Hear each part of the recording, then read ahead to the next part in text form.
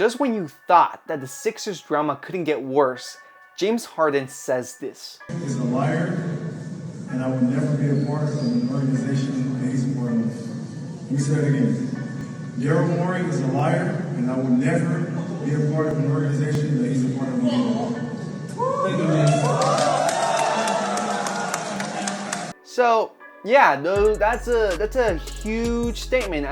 James Harden knew he was filmed, so this was clearly intentional. I mean, let's unpack this all, you know.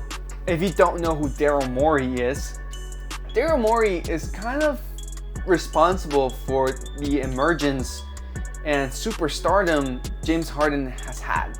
So if you recall, James Harden got traded from OKC after OKC decided that they couldn't pay James Harden what James Harden wanted. So they traded him away to the Houston Rockets. Now at the time, the manager of the Houston Rockets was Daryl Morey. Daryl Morey saw something in James Harden that no one did. You know, Daryl Morey is one of the pioneers of analytics in basketball, right? He was like, yes, we will have a predictable offense, but when you surround a player like James Harden with shooters, it becomes an unstoppable offense of just pure scoring, you know? Forget about defense. Defense who? Just score, outscore your opponent, you know? There's deeper analytics to that, but that's essentially the Daryl Morey system. He became an unstoppable offensive force in the NBA. You know, we all know no one could guard that step back. Daryl Morey even said that he thought James Harden was a better scorer than Michael Jordan, you know? Daryl Morey was James Harden's #1 supporter. James Harden said, I want Dwight Howard. Daryl Morey got him Dwight Howard. And then when that didn't work, James Harden said, I want Chris Paul. Daryl Morey said, I got you, my man. Here is Chris Paul. And then that didn't work out. And then James Harden said, you know what? I want my buddy Russell Westbrook again. And Daryl Morey said, you know what? Let's put on all our chips out and let's get Russell Westbrook. And even though that dude was fun to see, it amounted to a semi-final exit. And once again, the Rockets had no finals success. And after that Russell Westbrook experiment, Daryl Morey was let go, and James Harden soon requested a trade out of the Houston Rockets, and then he obviously landed into the Brooklyn Nets. Now in this period, Daryl Morey was looking for a new job, and then a new job opening opened up in Philadelphia, where he got hired as a new general manager of Philly. Now, when problems arose with James Harden in Brooklyn with the whole Kyrie and KD situation, everyone knew where James Harden wanted to go.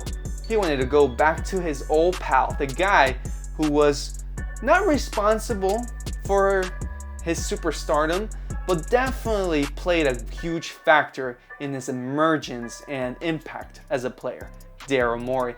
So everyone's predictions was correct.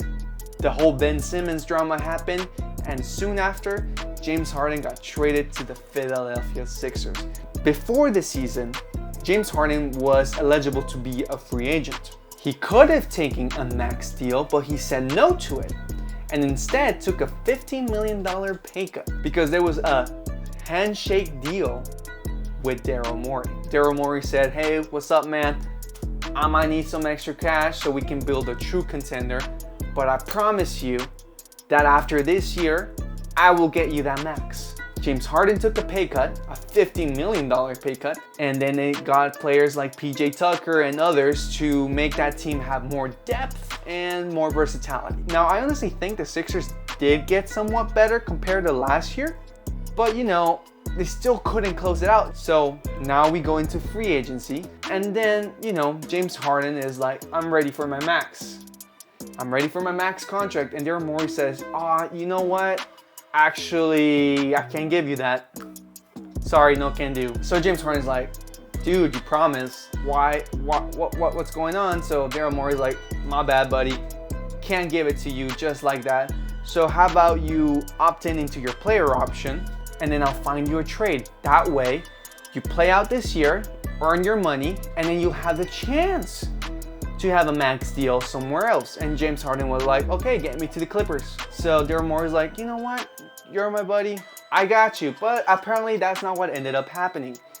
Daryl Morey said, I can't find a good trade, so James Harden, guess you gotta play out this year with the contract that you don't want. So James Harden got mad that he didn't get that max deal, and that's why it's not surprising he said those things. You know, he lost on a lot of potential money, and money that he might not have next time he's a free agent, you know?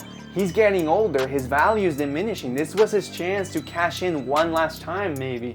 Who knows? You know, who knows how long James Harden has as a dominant force on the offensive end. But regardless of that, this relationship between these two people is definitely damaged, and I do not see it being fixed anytime soon.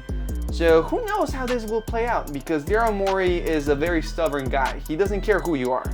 You know, we saw the Ben Simmons situation. He was ready to let Ben Simmons sit in his couch and eat Doritos and play 2K and Warzone. It wouldn't be smart to let him walk away for nothing.